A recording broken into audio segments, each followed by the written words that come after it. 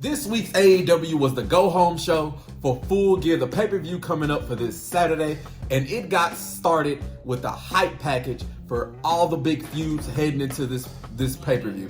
With like Hangman Adam Page, Jay White, we had the Death Riders with Orange Cassidy, Bobby Lashley, Swerve Strickland, and so much more. This week's AEW was very nice. It did a lot of things to progress the storylines, put the last little touch on them before the big climax at this pay-per-view. If you're stopping by, you just wanted to hear my opinion on these. I am Unknown Emperor, giving you AEW Dynamite review. Thank you for stopping by. Let's get into it.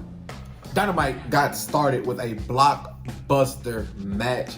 It was an 8-man tag between Will Ospreay, Ricochet, Powerhouse Will Hobbs, and Mark Davis, taking on the Don Callis family of Takeshita, Kyle Fletcher, Brian Cage, and Lance Archer. And before the match even got started, the good guys was on the bad guys' ass like white on rice on a paper plate in a snowstorm. Because before the bell even rung, they was attacking them, and this 8-man tag was chaos from the very beginning. And that basically leads us into the match. And 8-man tag matches, if you are keen to how wrestling works, is more or less just everybody can get in. It's a whole bunch of chaos.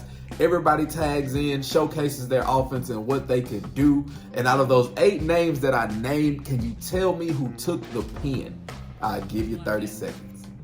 And in those 30 seconds, I'm gonna let you know about a bunch of chaos as far as Powerhouse Will Hobbs getting taken out of the match, making it kind of a 4-on-3 for a little while. He came back hobbling. He had his offense showcase of strength. We had Takeshita running wild. You had Lance Archer and Brian Cage, the Murder Hawk, just dominating throughout. Mark Davis, I have never seen Mark Davis wrestle. He look a little weird. I ain't even gonna fake. But he nice in that ring. And y'all already know how I feel about Kyle Fletcher and Will Ospreay. Kyle Fletcher is my prototype wrestler that when I think of a wrestler, I think of one built like him, 6'6", can high fly, can do the power game, is an amazing striker. And y'all already know how I feel about that assassin Will Ospreay. But after the 30 seconds, ding, ding, ding, you know, Mark Davis took the pin out of it. And the bad guys did get the win. But it's very interesting because at the end of that match, he did catch a hidden blade from Will Ospreay. It was obviously inverted, but I think that's going to play a part into the Kyle Fletcher Will Ospreay match heading into Full Gear. He got hit by that hidden blade. Takeshita hit him with that running knee. 1, 2, 3, they win, and that ends it off. That kind of leads us into Takeshita taking on Ricochet for the International Championship, and Will Ospreay taking on Kyle Fletcher in the Battle of the Ex-Friends. Those matches have potentials to be great. You already know how they feel about pay-per-views. AEW loves to make it a big extravaganza, so this is going to be nothing less.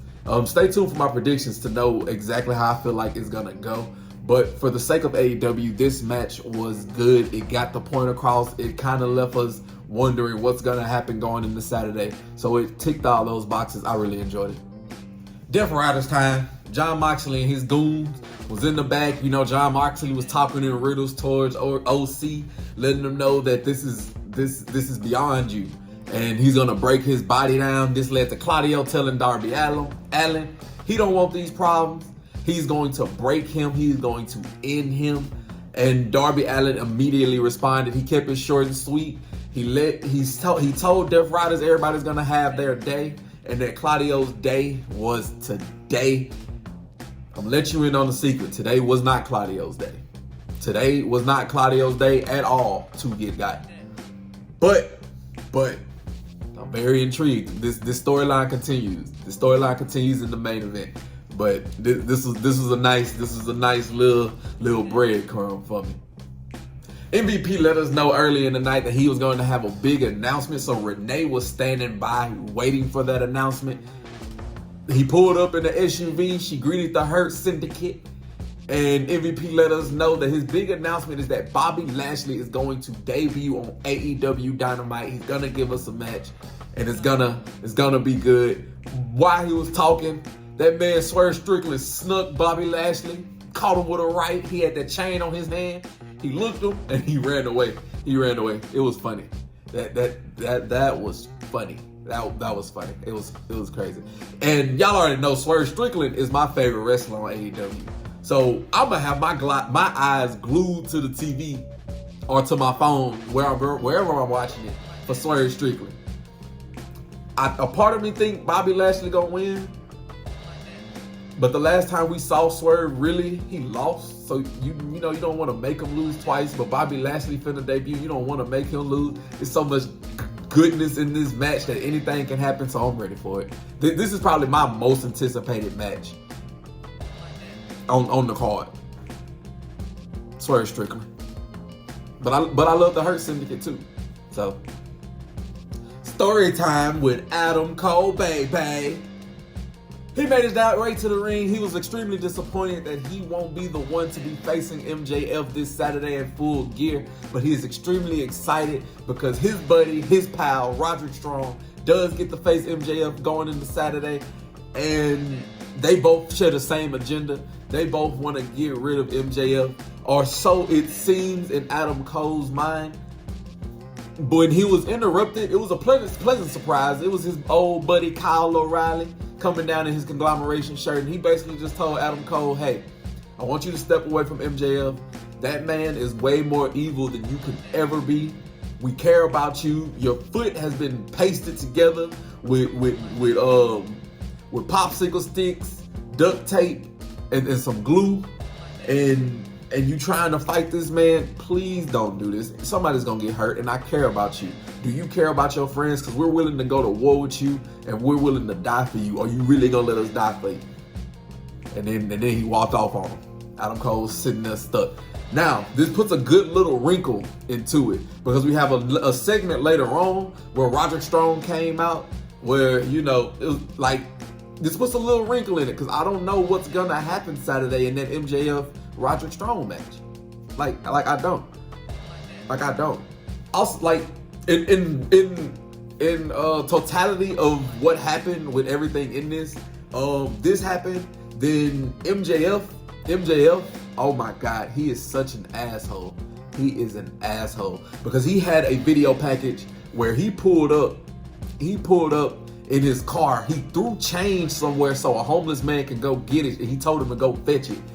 He sat on top of his car in this like trailer park area, and this man was like, Roddy, you had 2 abusive parents growing up.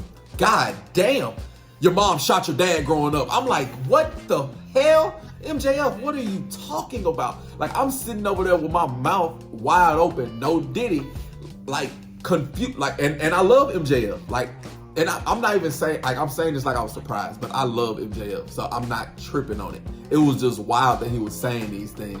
And he says that he understands why you're following Adam Cole, because he gives you this positivity that you didn't get growing up in your household. I was like, damn. Then he said, after Saturday, I'm gonna leave you so abused that you gonna wish that your mom didn't shoot your dad. You would have wished your mom shot you. Oh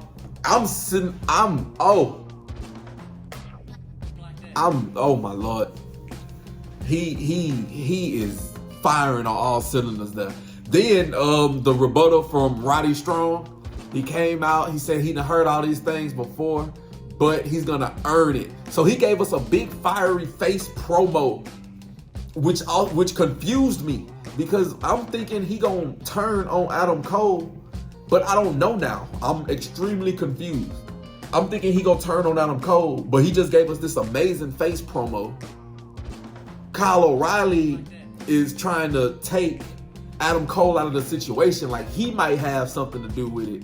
Is he gonna join the Death Riders? No.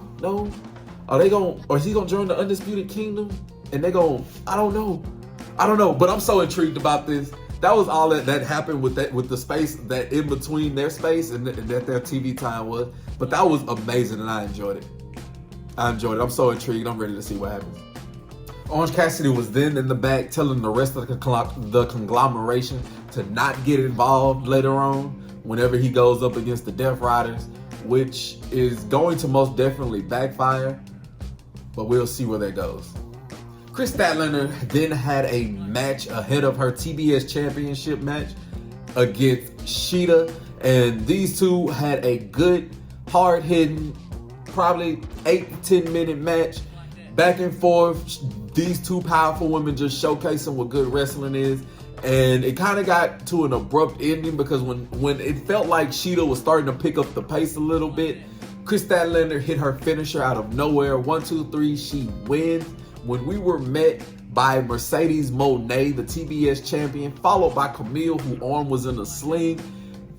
First thing out Mercedes Moné's mouth was saying something about the Celtics. The Celtics, saying something about the Celtics and the 76ers because they were in Pennsylvania, which is crazy. She went down to the ring. They was telling her to shut the F up. So she told Camille, who again, her arm was in a sling, to get in the ring and fight those two women. She gonna break up. She probably gonna turn on Mercedes. What's probably gonna happen is Mercedes is gonna retain. Then she's gonna get into a feud with Camille. Probably. But then Mercedes tried to get the jump on Chris Statlander, who ultimately hit her finish on her as well, which left her laying down. And so Chris Statlander is not going to win. There's not really much build behind this feud. I'm ready for it to get from one point to the other.Ese two are going to put on one hell of a match, but the build behind it, and you don't really expect Chris Statlander to win. So it was still fine for what it was. Next, Bobby Lashley had his debut AEW match, and it was a 2-on-1 match. But before that, Shelton Benjamin, the MVP, was in the back beating up Swerve Strickland lookalikes. He had gave his jacket to somebody with some dreads, and they started to beat him up. But it wasn't him, though. Then we zoom to the match. It's Bobby Lashley debut against two people. It's going to be a squash match. It was a man named Cheeseburger and then a man named Joe Keys. Joe Keys. Yeah. Joe Keys, Cheeseburger. Cheeseburger got a spear. Joe Keys got the hurt lock. Match over. Bobby Lashley wins. When Swerve Strickland music hits, Prince Nana comes out with a chair, distracts Shelton Benjamin, the standard of excellence, distracts MVP. Swerve Strickland gets from under the ring. So that means Swerve Strickland was under the ring expecting this match not to last long.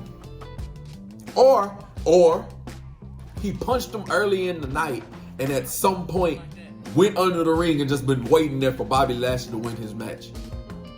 After that, he got in there, he hit Bobby with the chain, he hit him with the house call, then he hit the Swerve Stomp, did a flip outside the ring and left through the crowd. Again, I'm so ready for this match. I'm ready for these two to go at it. These two are great wrestlers in the business. Swerve being my favorite in AEW right now. He might be my favorite wrestler, period. Like, in all companies. Like, that man Swerve Strickland, I just like the way he carried himself, how he wrestled, his interviews, his aura. Love it. So I'm ready for this match going into full gear. And so is Swerve. Claudio and Darby and Claudio. These two sent each other messages earlier, and only one of them could be telling the truth. And like I told y'all earlier, Darby Allin definitely lied. Tonight was not Claudio's night to get got. They gave us a great match, actually. The classic match between the Powerhouse and the High Flyer. But what happens when the High Flyer doesn't really give a damn about his body, and then the Powerhouse don't really give a damn about his body either? Like, your body. Like, he doesn't care about your body. You don't care about your body. He don't care about your body. That man Claudio was tossed at first. Darby Allin was not getting touched. He was doing a lot of flips, a lot of jumps off the ropes, a lot of sliding out of the ring, a lot of controlled anger in the beginning half of this match. Until Claudio started being a little bit too much. He threw him into the barricade. He hit him with that uppercut. Then here Claudio picked up Darby in the suplex position and then walked up the steel steps and then threw him into the ring. That just seems to jolt up Darby. At some point in the match, he started fighting like a feral animal, throwing his body on the line, tossing himself from the top ropes, trying to hit coffin drops. But ultimately, Claudio was not having it. everybody in that team, the Death Riders, is set out to destroy anybody that they go against. He had Darby Allin on top of in the military press position on top of the announcer's table. Then he threw Darby into the timekeeper area on top of a table and got in the ring. Darby Allin, not surprisingly, beat the 10th count. He got in at the 999, but all Claudio had to do now is hit a clothesline, 1, 2, 3, and Claudio wins. That's kind of the end. That was kind of the end of that at the moment, like the end of it. So we'll just see where Darby fits in here. Everybody think he's gonna be the one to take the title off of off of Jon Moxley. I think it should probably be Yuta. I think Willer Yuta should take that title off of Jon Moxley. But that's just me though. Then we got a good little video package leading to the TNT title match between Jack Perry and that man Daniel Garcia. And Daniel Garcia has this new edge to him. Has this new little edge to him that he's just a little bit more determined, a little bit more. He a little less dancey, a little more serious. That man Jack Perry assaulted Daddy Magic. So Daddy Magic and Daniel Garcia tied Jack Perry up to the front of his scapegoat van, drove him to this hidden location, tied him up, and basically kidnapped this man. Tied him up.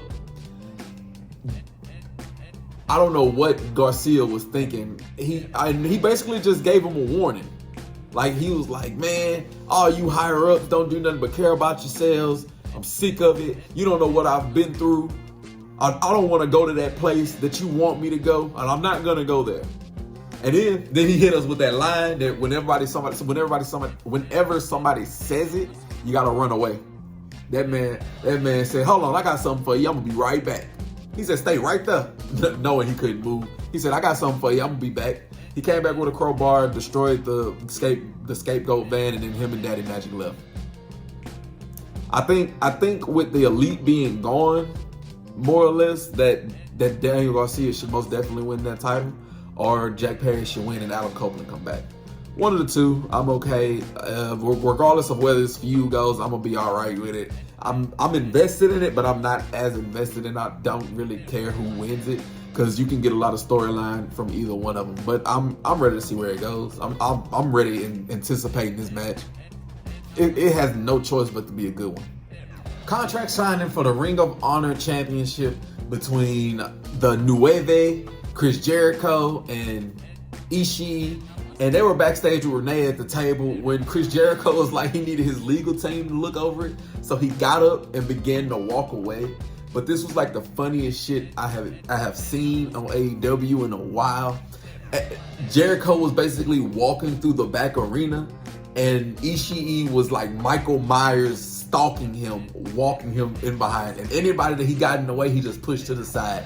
That man Chris Jericho kept looking back, looking scared. He was confused, picking up the pace. He made his way to the ring, but ultimately he signed the contract.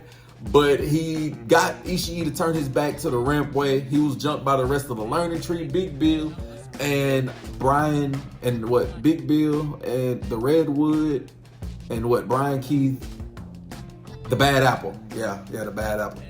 But the rest of the conglomeration came out. Mark Briscoe and Romello. Yeah, and they came out to basically even the odds. They left Chris Jericho laying. Ishii signed the contract and threw it on him. That just shows me that Ishii is not winning that title. Kind of like Chris Statlander earlier. Chris Statlander was left standing high. Ishii was left standing high. That I don't believe he's taking the title off of Chris Jericho. But these two have so much history with each other, so it's gonna be okay. This not one of the matches I'm looking forward to. I just know it's just gonna be a good match between two people that's put decades into the business. Which led us to our main event of the evening: student versus former master, Willer Yuta, Orange Cassidy, taking on the burden of trying to be the savior of AEW. And this match was great, was good. was everything you would want it to be, but it was more or less focused on the aftermatch angle. These two put on a nice show. Orange Cassidy was essentially the master. Wheeler Yuta knew he wasn't getting the win, so he was showing a dominant side to him. He was basically getting into the Death Rider, like the Death Rider mentality. He even bust out a couple of elbows that you would normally see Bryan Danielson do. So, he's just either laying into this character a little bit too much, because like I said, I think he should be the one to take the title off Jon Moxley. But he throughout the match, he got a little bit too cocky and points to where he could have probably got the pin, but he wanted to inflict more damage. That Death Rider way, he grabbed the chair, he went for the hit. Orange Cassidy ducked out the way, hit him with a nice little roll-up pin. 1, 2, 3. Orange Cassidy wins, much to the shock of Wheeler Yuta. And while these two were staring each other down, Orange Cassidy had the spidey senses on the back of his neck. He felt Pac behind. He turned around and then he felt Pac kick, because Pac hit him with a thrust kick, which laid him out. And the rest of the Death Riders came out. And as stated earlier, Orange Cassidy said he did not want help. So the 5 of these people basically duct taped Orange Cassidy arms to his side, right? He duct taped his arms to his side. They started pushing him in the middle of like this bully circle, and Jon Moxley slapped him up. They kicked him, pushed him down, then stomped on his face, and then left him. Then after they walked away, the rest of the conglomeration came out, and Orange Cassidy did stand back up. He did put his hands in his pocket. He did put them sunglasses on, and these two did also share a stare off with AEW going off the air, leading into what I believe is going to be the main event. It's going to be a wrinkle to unfold. I don't think Orange Cassidy is going to get the dub here, but I'm happy. AEW is taking a turn that I am personally enjoying. I want to see where Jon Moxley takes this group to the next level. I want to see who's the next person to step up to Jon Moxley. Is it going to be a Hangman, Jay White? Is it going to be a Kenny Omega? Is it going to be Darby? Is it going to be Daniel Garcia? Is it going to be Kazuchika Okada? Like, who is going to be the people to stand up to the Death Riders next? I enjoyed this AEW.